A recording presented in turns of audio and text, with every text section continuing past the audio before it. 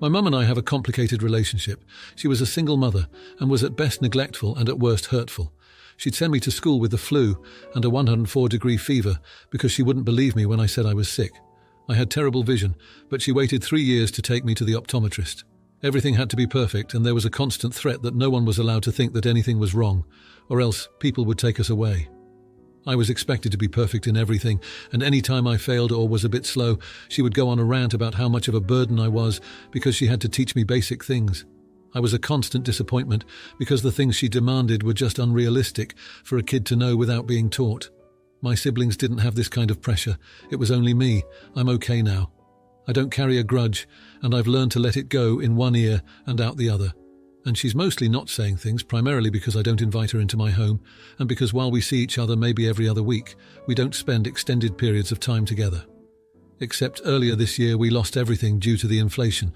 We lost our business, but most importantly we lost the house.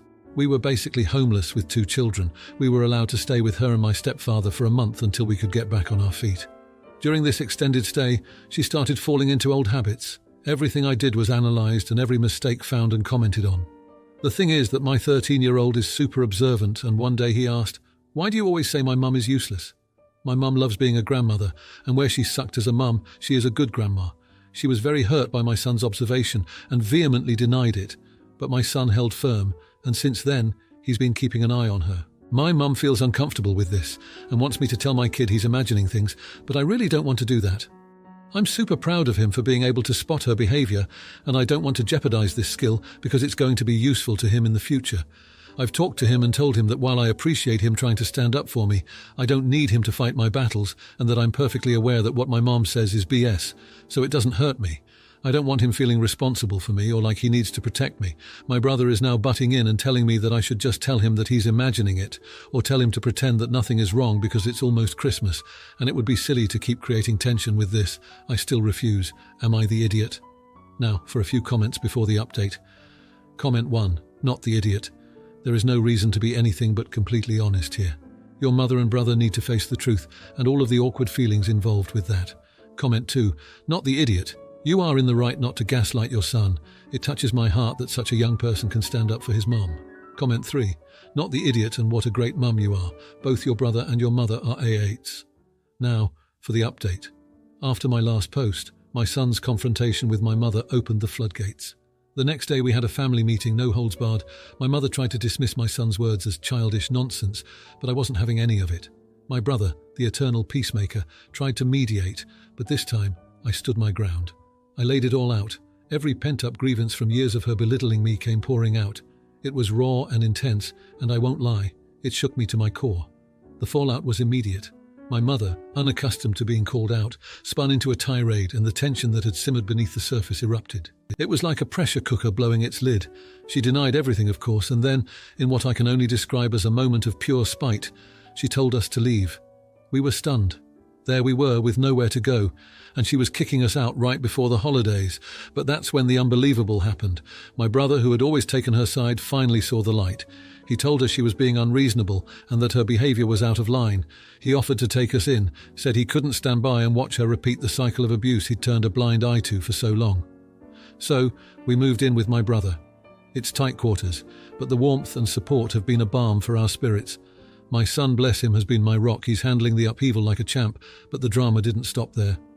A few days into our stay at my brother's place, my mother showed up unannounced. She had a meltdown on the front lawn, crying and apologising. It was a public spectacle, and neighbours came out to see what the commotion was about. It was embarrassing, but also somehow cathartic. The apologies seemed genuine, but I've kept my guard up. We had a long, tearful conversation, and while I'm cautious about her sudden change of heart, we've agreed to start family therapy after the holidays. It's a small step, but it feels like progress. And in a turn of fate, I received a call from a former colleague. A job opportunity had opened up, and they recommended me for the position. I interviewed and was offered the position on the spot. It feels like a fresh start, not just for me, but for my little family unit as well. The holidays are going to be different this year, quieter, and with my brother instead of my mother. But I think that's okay. Sometimes the universe forces your hand, and you have to roll with the punches. I'm just grateful that out of all this chaos, we might finally be on the path to healing. Now for the comments. Comment 1. Not the idiot. You're allowed to set boundaries with your mother, especially if her behavior is toxic. It's great that your brother supported you and that you're getting a fresh start. Your mum showing up unannounced is a bit intrusive, but it seems like she's making an effort with the therapy suggestion. Stick to your boundaries and good luck with the new job.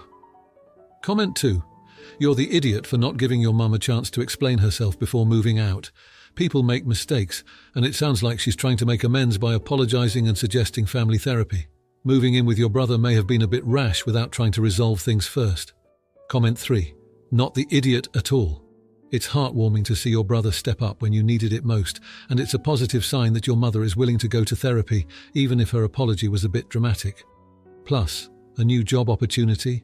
That's the universe telling you that you're on the right path. Keep your head up and embrace the fresh start. Now for the next story. I have a friend who is 10 years older, and recently we made a plan to have lunch together to celebrate both our birthdays that are 1 week apart. She told me to book at 11:30 a.m, but when I went to book they only had bookings from 12 p.m. onwards. I called her 3 days before the event and asked if 12 p.m. was okay, and she said yes. She mentioned that she has a church fundraiser that she was going to, but she would be at lunch, and the event wasn't far from the restaurant. I arrived at the restaurant just before 12 and went in and sat at our reserved table. Just before 12:10 p.m, I messaged my friend and said I was here and waiting.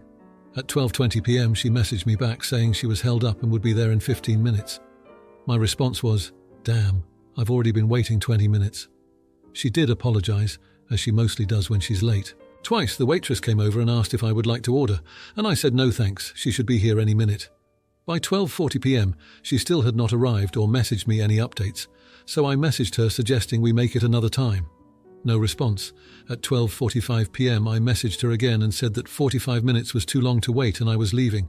I picked up the gift I had brought for her and left. At 12:50 p.m, I received a missed call and message from her saying she was outside on the deck. I told her the booking was for the inside section and asked me if I'd already left. I was too angry to respond, and she has not called me or tried to contact me since 4 days ago. Take into consideration, I work 12-hour shifts and my days off are important to me. I also moved a few things around that morning to make sure I wasn't rushing to get to lunch.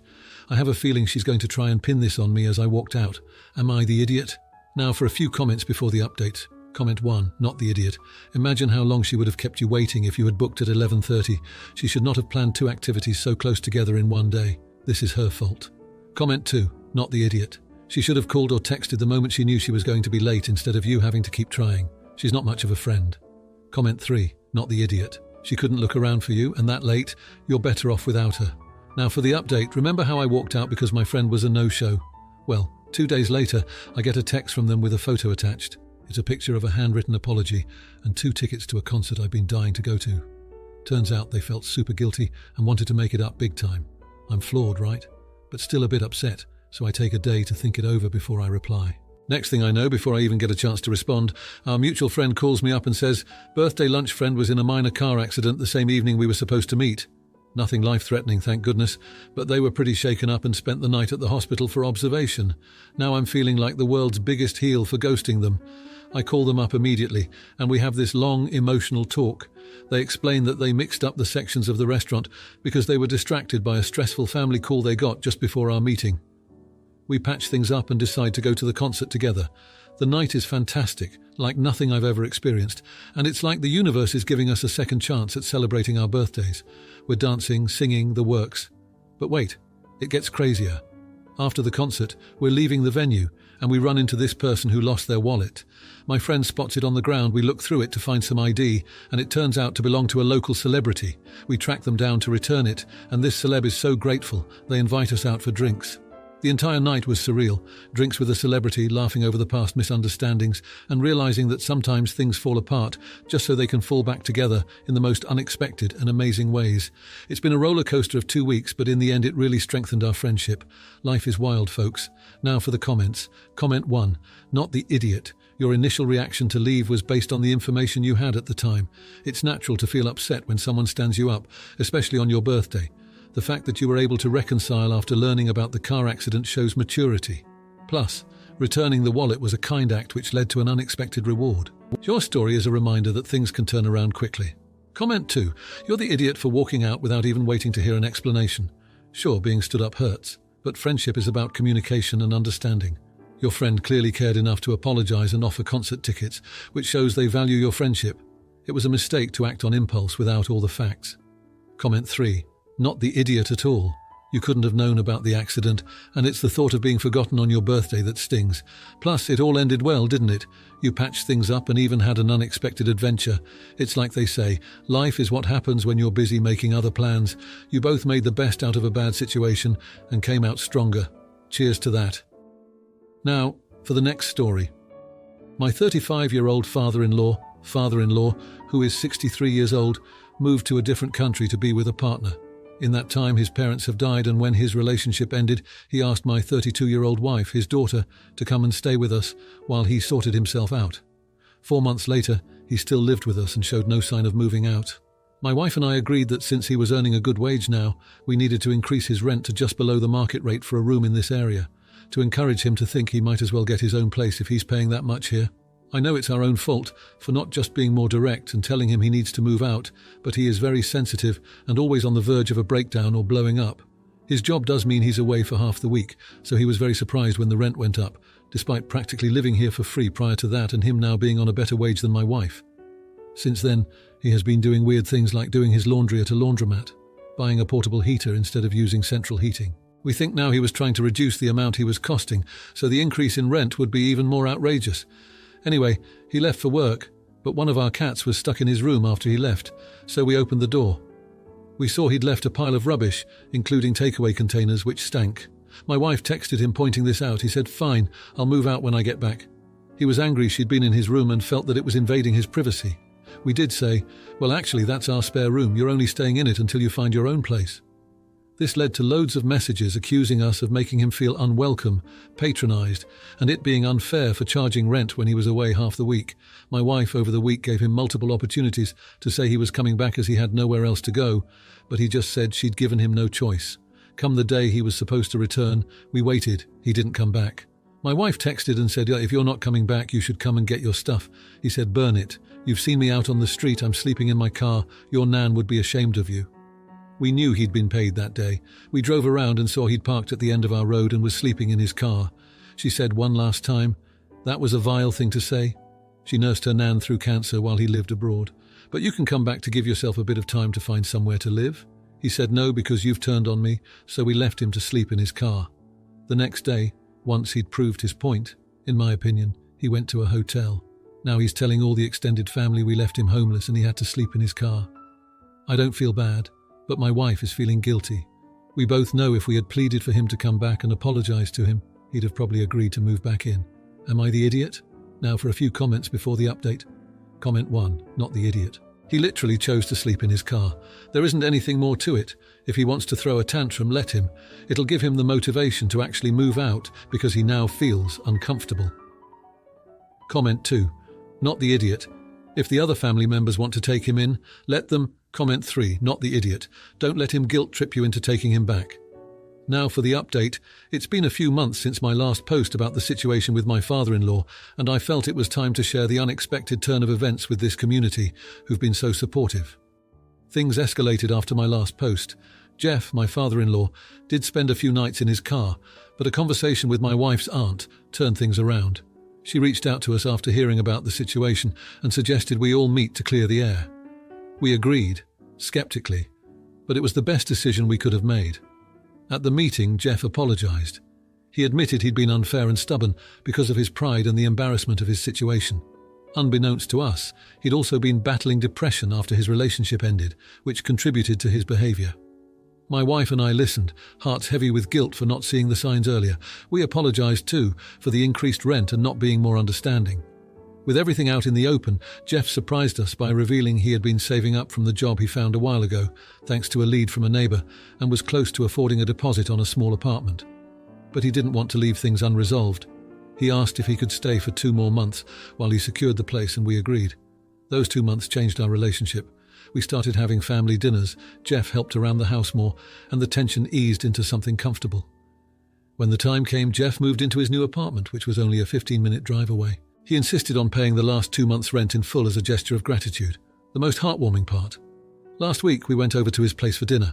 It was modest but cosy, and Jeff had cooked everything himself. There was laughter, shared stories, and an ease between us that hadn't been there before.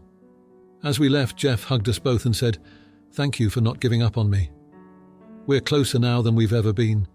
Jeff's become an invaluable part of our lives, and we're helping each other in ways we hadn't imagined. It's funny how things work out when you face them together, with a bit of patience and a lot of forgiveness. Now for the comments. Comment 1. Not the idiot. It's heartwarming to see a family come together during tough times.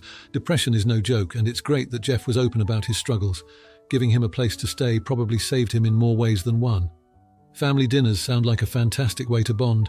Good on you for showing empathy and patience. It's what family is all about. Comment 2. You're the idiot for even considering not helping Jeff in the first place. Depression is a serious illness, and he was clearly in need. It shouldn't have taken a conversation with an aunt to see that.